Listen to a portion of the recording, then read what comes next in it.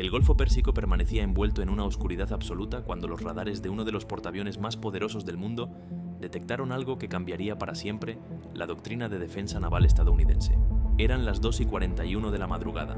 4 puntos luminosos aparecieron en las pantallas del Centro de Información de Combate, acercándose desde el este con trayectorias erráticas que solo podían significar una cosa: aeronaves en emergencia. Lo que ocurrió en los siguientes 23 minutos representa uno de los escenarios más estudiados en las academias militares de todo el mundo. Un ataque coordinado que combinó engaño psicológico, inserción submarina y asalto aéreo simultáneo contra un portaaviones nuclear estadounidense. Y aunque muchos creen conocer esta historia, los detalles de cómo 90 comandos intentaron capturar un buque de guerra de 100.000 toneladas revelan verdades incómodas sobre las vulnerabilidades de incluso las plataformas militares más avanzadas del planeta. Para entender la magnitud de lo que estaba a punto de suceder, primero necesitamos comprender qué significa realmente un portaaviones para la proyección de poder estadounidense. Estos buques no son simplemente barcos grandes con aviones. Son ciudades flotantes con más de 5.000 tripulantes, reactores nucleares capaces de operar durante 25 años sin repostar, y la capacidad de lanzar ataques aéreos contra cualquier objetivo en un radio de 1.000 kilómetros. Un solo portaaviones representa más poder aéreo que la mayoría de las fuerzas aéreas nacionales completas. Su valor estratégico es incalculable, y su valor económico supera los 13.000 millones de dólares, sin contar los aviones que transporta. Durante décadas, la doctrina militar convencional sostuvo que atacar directamente un portaaviones era prácticamente imposible. Los grupos de batalla que los escoltan incluyen cruceros con sistemas antimisiles, destructores con capacidades antisubmarinas, submarinos de ataque nuclear y aviones de alerta temprana que mantienen vigilancia constante en un perímetro de cientos de kilómetros.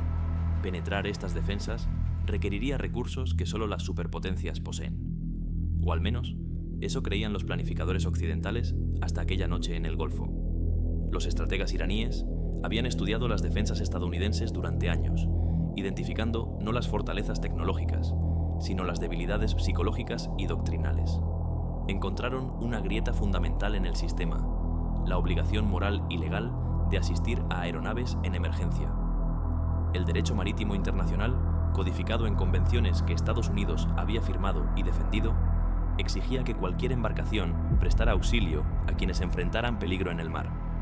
Esta obligación humanitaria se convertiría en el vector de ataque. 72 horas antes del asalto, 2 minisubmarinos de la clase Gadir abandonaron la base naval de Bandar Abbas. Estos sumergibles, con apenas 29 metros de eslora, habían sido diseñados específicamente para operaciones en las aguas poco profundas del Golfo Pérsico. Su tamaño reducido los hacía casi indetectables para los sonares convencionales, especialmente cuando operaban cerca del fondo marino, donde el eco acústico se confunde con el terreno. Cada submarino transportaba 15 comandos de las Fuerzas Especiales Navales de la Guardia Revolucionaria, hombres que habían entrenado durante meses para esta misión específica. La ruta que siguieron los submarinos evitaba deliberadamente las zonas de mayor actividad naval estadounidense. Navegaron pegados a la costa iraní durante las primeras 30 horas, aprovechando el tráfico comercial intenso para enmascarar cualquier firma acústica. Luego, giraron hacia aguas internacionales, avanzando a velocidad mínima para reducir el ruido de sus motores eléctricos. Los comandos dentro de los cascos presurizados realizaban ejercicios de respiración controlada, revisaban su equipo una y otra vez y memorizaban cada detalle de la estructura del portaaviones que habían estudiado en maquetas a escala real. En la superficie, 4 helicópteros de transporte esperaban en una base aérea iraní. Sus tripulaciones habían ensayado el engaño docenas de veces, perfeccionando el tono de pánico en sus voces, los patrones de vuelo erráticos que simularían fallos de motor y la sincronización exacta que requeriría la aproximación final. Cada helicóptero transportaría 15 comandos adicionales, más los tripulantes que servirían como artilleros de puerta una vez que la farsa terminara. La coordinación entre los elementos submarinos y aéreos representaba el aspecto más ambicioso del plan. Sin comunicaciones directas posibles entre submarinos, sumergidos y aeronaves, todo dependía de una sincronización cronométrica perfecta. Los relojes de todos los comandantes habían sido calibrados con precisión atómica. El momento cero estaba fijado para las 2:47 de la madrugada, cuando los helicópteros tocarían la cubierta de vuelo simultáneamente. Aquella noche, los controladores de tráfico aéreo del portaaviones procesaron las llamadas de emergencia con la profesionalidad que su entrenamiento exigía.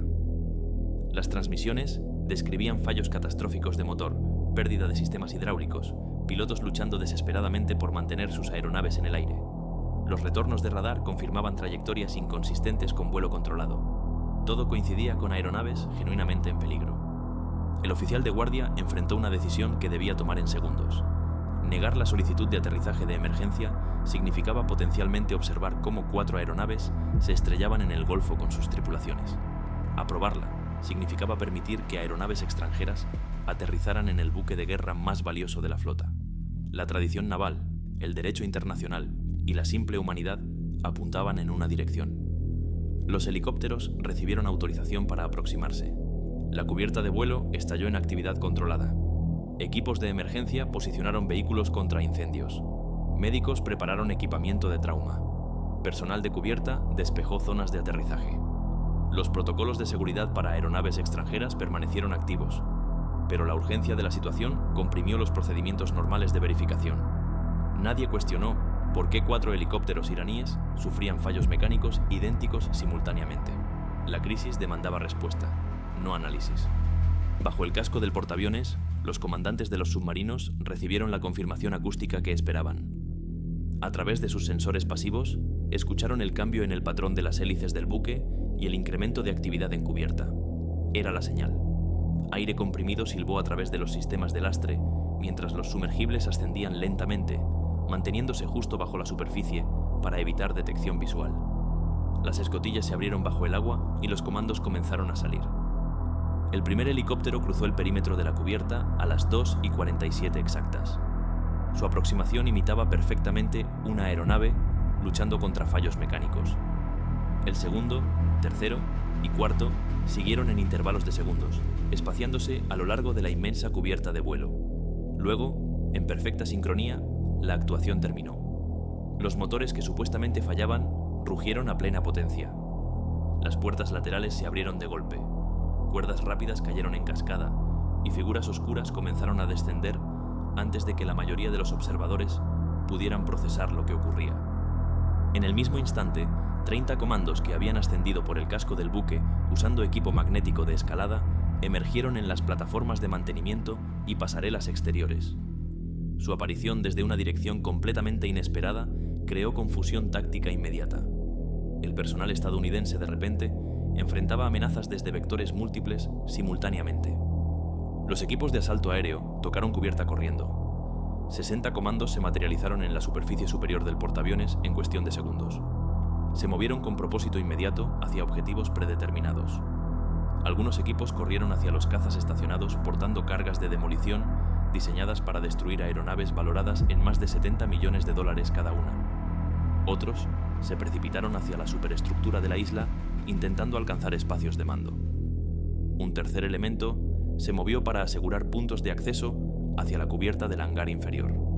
La fuerza de reacción rápida de marines respondió en 90 segundos, pero esos 90 segundos permitieron a los comandos iraníes establecer posiciones y comenzar su secuencia de ataque. El primer intercambio de disparos estalló cerca de un grupo de aviones estacionados.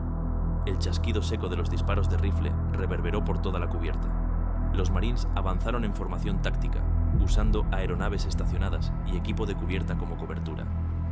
Su entrenamiento enfatizaba disciplina de fuego para evitar impactar sistemas críticos o fuerzas amigas en el ambiente confuso. El combate se intensificó con brutalidad inmediata. Los comandos iraníes usaron los cazas estacionados como posiciones fortificadas, disparando desde detrás del tren de aterrizaje y bajo los fuselajes. Desplegaron granadas de humo que ondularon por la cubierta, oscureciendo líneas de visión y creando caos. Varios equipos alcanzaron aeronaves y comenzaron a colocar cargas explosivas, trabajando con velocidad urgente, mientras sus compañeros proporcionaban fuego de cobertura. Los equipos submarinos que habían escalado el casco se encontraron en posiciones ventajosas pero precarias. Sus ángulos de fuego hacia la cubierta eran excelentes, pero estaban completamente aislados de refuerzo o extracción. Los comandantes submarinos, monitoreando la situación a través de sonar pasivo, enfrentaban un dilema agonizante.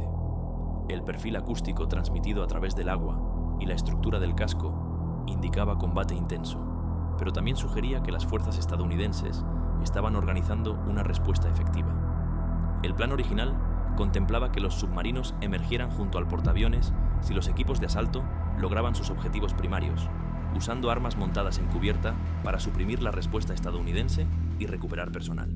Pero la firma acústica indicaba que la operación no procedía según lo planificado. Emerger ahora expondría a los submarinos a fuego devastador, resultando casi con certeza en su pérdida sin beneficio para los equipos en superficie. Dentro de la superestructura de la isla, los comandos iraníes que habían penetrado espacios interiores se encontraron en combate brutal de corta distancia. Los pasillos estrechos creaban un ambiente extremadamente desafiante, donde los enfrentamientos ocurrían a distancias medidas en metros. Personal estadounidense, muchos despertados de su sueño por la alarma de zafarrancho de combate, tomaron armas y se movieron a posiciones defensivas. Equipos de control de daños se encontraron simultáneamente enfrentando intrusos y manejando pequeños incendios iniciados por dispositivos explosivos. Los helicópteros, habiendo completado su inserción, intentaron proporcionar apoyo de fuego a los equipos en tierra. Artilleros de puerta abrieron fuego con ametralladoras montadas, barriendo posiciones estadounidenses. Pero esto expuso los helicópteros a fuego de respuesta concentrado desde docenas de armas pequeñas. Las balas atravesaron fuselajes, destrozando cristales de cabina y deshabilitando sistemas de vuelo. Un helicóptero sufrió daño catastrófico en su ensamblaje de rotor principal, la aeronave sacudiéndose violentamente. Un segundo helicóptero, con sus tanques de combustible perforados, comenzó a dejar una estela de humo mientras el combustible de aviación se encendía. A los 6 minutos de iniciado el enfrentamiento, las primeras cargas de demolición iraníes detonaron. Un caza estalló en llamas mientras los explosivos cortaron miembros estructurales críticos. La onda expansiva derribó al personal cercano, y explosiones secundarias del combustible restante de la aeronave crearon una bola de fuego que iluminó toda la cubierta de vuelo. 2 aeronaves más sufrieron daños explosivos, mientras los comandos completaban exitosamente sus misiones de sabotaje antes de ser detenidos. Los comandantes submarinos enfrentaron la realidad más dura de la guerra. Sus sensores acústicos detectaban la frecuencia e intensidad decreciente de armas iraníes disparando. Las fuerzas estadounidenses estaban ganando terreno. La decisión difícil cristalizó: permanecer en posición esperando una reversión milagrosa, intentar una acción de superficie que casi con certeza fracasaría, o preservar los submarinos y sus tripulaciones aceptando la pérdida de los equipos de superficie. Los submarinos comenzaron su retirada 10 minutos después del inicio del enfrentamiento en superficie. Los comandantes no tenían opción más que aceptar el fracaso de la misión y preservar sus embarcaciones para operaciones futuras. Los sumergibles descendieron a 60 metros y giraron alejándose del portaaviones, sus motores eléctricos funcionando en silencio mientras escapaban de la zona de combate. Detrás de ellos, 30 de sus camaradas continuaban luchando sin esperanza de extracción. Las tripulaciones de los submarinos cargarían con el peso de ese abandono, sabiendo que la necesidad operacional lo había demandado. En la cubierta de vuelo, la situación táctica evolucionaba con rapidez brutal. Los comandos iraníes luchaban con la desesperación de hombres que entendían que estaban comprometidos más allá de cualquier posibilidad de extracción. Empleaban tácticas sofisticadas de pequeñas unidades, con equipos proporcionando apoyo mutuo y ejecutando movimientos coordinados, pero enfrentaban números abrumadores y defensores que conocían cada centímetro de su buque. Las fuerzas estadounidenses comenzaron a comprimir a los atacantes en áreas más pequeñas, despejando metódicamente sectores de la masiva cubierta. La superioridad numérica estadounidense se hizo decisiva hacia el minuto 12. Los refuerzos continuaban fluyendo hacia los puntos de contacto, mientras las fuerzas iraníes solo podían disminuir. Los comandos heridos no encontraban oportunidad para tratamiento médico o evacuación. La munición comenzó a escasear para equipos que solo habían cargado lo que podían descender por cuerda o nadar. Los helicópteros enfrentaron su propia crisis. 2 aeronaves ya dejaban estelas de humo y fuego, apenas manteniendo altitud. Un tercer helicóptero recibió fuego concentrado, que deshabilitó su rotor de cola, enviando la aeronave en un giro incontrolable. El piloto luchó desesperadamente con los controles antes de que el helicóptero impactara el agua a 300 metros del portaaviones, desintegrándose al contacto. La aeronave restante en condiciones de vuelo abandonó a los equipos de superficie, girando hacia territorio iraní con tripulación herida a bordo. A los 15 minutos, la última resistencia iraní organizada en la cubierta de vuelo colapsó. Pequeños grupos de comandos continuaban luchando, pero estos representaban bolsas aisladas más que elementos coordinados. Las fuerzas estadounidenses se movieron por las áreas de enfrentamiento con precisión táctica, despejando detrás de aeronaves y equipo, asegurando personal que se rendía y neutralizando a quienes continuaban combatiendo. Los equipos submarinos encontraron su fin en una última resistencia en las plataformas y pasarelas. Cortados de la extracción y enfrentando fuerza abrumadora, lucharon desde sus posiciones expuestas hasta que las fuerzas estadounidenses concentraron suficiente potencia de fuego. Algunos intentaron saltar de vuelta al agua, pero heridos y exhaustos, no podían nadar a seguridad, incluso si los submarinos hubieran permanecido. A las 3:04 de la madrugada, 23 minutos después de que los primeros helicópteros tocaran cubierta, el último disparo resonó por la cubierta del portaaviones. El silencio que siguió pareció imposiblemente fuerte después de la violencia sostenida. El humo se extendía por la cubierta de vuelo desde aeronaves ardiendo e incendios dispersos. Casquillos de latón gastados cubrían la cubierta por miles. El recuento final reveló el resultado devastador del enfrentamiento. Los 90 comandos iraníes que aterrizaron en o escalaron al portaaviones fueron abatidos o capturados. De los 4 helicópteros, 2 fueron destruidos en vuelo, 1 cayó con pérdida total de tripulación, y solo 1 regresó a territorio iraní. Los 2 minisubmarinos escaparon, sus tripulaciones cargando la carga de abandonar a sus camaradas pero preservando activos críticos. Las bajas estadounidenses sumaron 14 fallecidos y 38 heridos. 3 cazas fueron destruidos completamente, con 4 más requiriendo trabajo de reparación extenso. Los sistemas de cubierta de vuelo sufrieron daños que requerirían meses de reparación. Pero más allá de las cifras, esta operación transformó fundamentalmente el pensamiento estratégico naval. Demostró que incluso las plataformas más defendidas del planeta tenían vulnerabilidades explotables.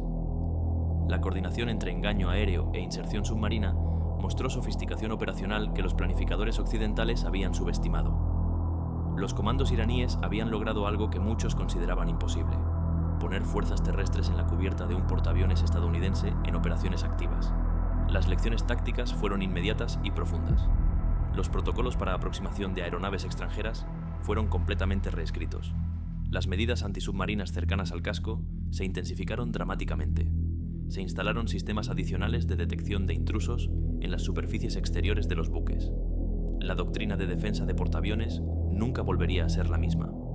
Pero quizás la lección más importante fue estratégica. El ataque demostró que la guerra asimétrica podía amenazar incluso los símbolos más poderosos del poderío militar convencional. Un adversario con recursos limitados, pero creatividad táctica y voluntad de sacrificio, podía infligir daños significativos a fuerzas infinitamente superiores en papel. Esta realidad redefiniría cómo las grandes potencias evaluaban amenazas regionales durante las décadas siguientes. Los submarinos que escaparon representaban tanto un fracaso como una victoria paradójica. Su misión de inserción había funcionado perfectamente. Sus tripulaciones habían ejecutado una de las operaciones de infiltración más audaces en la historia naval moderna. Que los equipos de superficie no pudieran sostener su posición no disminuía el logro técnico de haberlos puesto allí. Para los planificadores militares iraníes, esto demostraba una capacidad que cambiaría los cálculos de riesgo en cualquier confrontación futura. Las tensiones regionales se intensificaron inmediatamente después del incidente. Portaaviones adicionales desplegaron hacia adelante mientras Irán absorbía pérdidas significativas de operaciones especiales y enfrentaba preguntas sobre planificación operacional, que había enviado fuerzas de élite en una misión con opciones mínimas de extracción y probabilidades abrumadoras en contra. Sin embargo, el hecho de haber intentado y casi logrado lo imposible alteró permanentemente la ecuación de disuasión en la región. Los 23 minutos de combate sobre la cubierta de aquel portaaviones se estudian ahora en academias militares de todo el mundo. Cada decisión, desde la autorización de aterrizaje de emergencia hasta la retirada de los submarinos, ofrece lecciones sobre el equilibrio entre protocolo humanitario y seguridad operacional, entre audacia táctica y supervivencia de fuerzas, entre victoria simbólica y éxito estratégico. Para los comandos que murieron en aquella cubierta, sabiendo desde los primeros minutos que no habría extracción, su sacrificio representa el lado más oscuro de la guerra.